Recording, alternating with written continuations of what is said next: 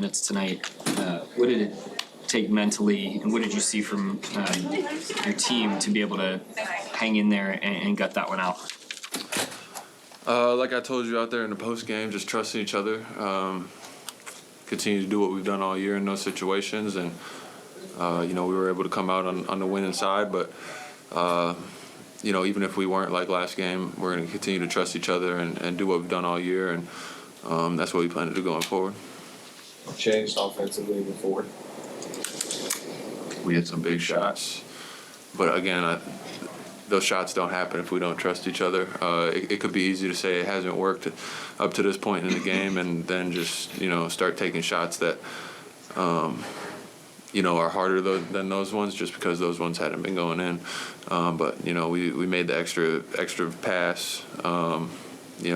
Sometimes it was 2 or 3 extra passes, and it turned out in good shots for us. Sure. I watched you curse at yourself while missing shots pregame. Obviously, a few misses. What did it take to ice those free throws at the end of the game internally?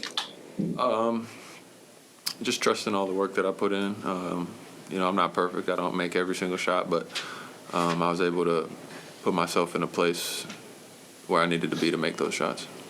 How much pressure was there to win this game tonight, so it wouldn't be 3-1 going back home? I'm not going to try and downplay it at all. It's a lot of pressure to win that game. You never want to be in a 3-1 situation. It's obviously a lot better to be 2-2 going home, to play a 3-game series with home court advantage. For most of the night, guys didn't have it offensively, but just think about the way you guys were able to find ways to be effective in this high-pressure situation. Yeah, again, I feel like it comes down to who we are. We're not a team who's just going to be like, we're going to win when we make shots, and we're going to live and die with that. Even when one aspect of what we do isn't going for us on that night, we have a lot of guys who are able to do a lot of things out there on the basketball floor, and defense is one of them. I feel like we really held our hand on defense tonight, and that won us the game.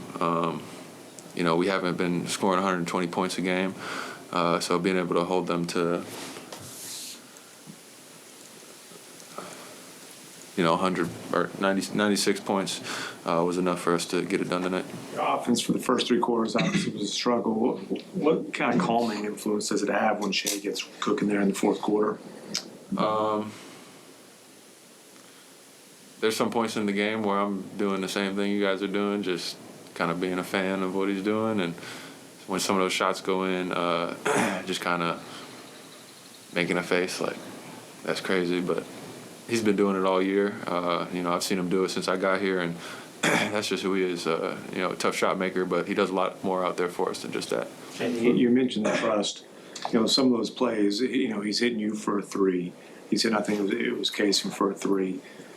When he's got a rolling like that, for a star to make the right reads and the right plays, what does that say about Shea and just kind of the way this team operates? Yeah, it says a lot about who he is, but it also says a lot about how smart of a basketball player he is. He knows when he has it going, the other team's not just going to let him just, beat them one-on-one. He's going to see a lot of different things. And, he's been seeing all types of different coverages, game plans, for a long time now. He's been a really good player. And, he knows all the right reads to make, and he did that tonight. And he put a lot of trust in us, and we were able to make the plays that we needed to make to come out with the win. More specifically, what have you seen Shea's relationship with the concept of trust look like throughout this year?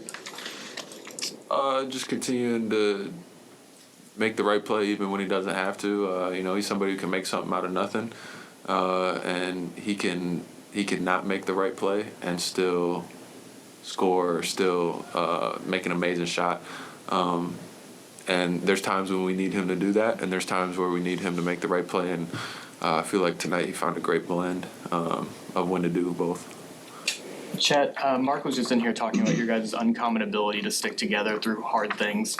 I know it's not like some Disney movie where somebody gives a big speech, but who are the guys in the huddle who really helped you guys stay even keel to make this comeback?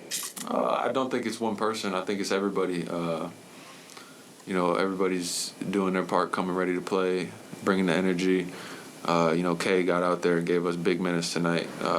He was everywhere. Every time I saw a missed shot, he was right there for the offensive rebound. Defensive rebound didn't matter. He was out there making tough plays, and we got a bunch of guys who've seen a lot of situations like this. Obviously, we have a bunch of guys who haven't either. A lot of us are new to this playoff stuff, but we got a very mature group that knows what it takes and is willing to do whatever.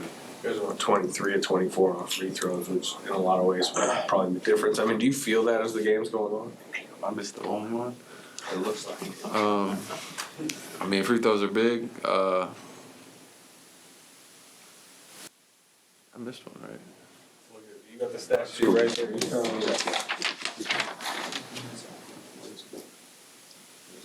Yeah. Free throws win games. Obviously, the game looks a lot different. We might be sitting here talking about different things happening if Luka makes that other free throw. And obviously, if I make that free throw early on in the game, it's a whole different story too. So those are extremely important. And again, we have a lot of players that are really hard working and put a lot of emphasis on making free throws too. And we were able to convert there tonight.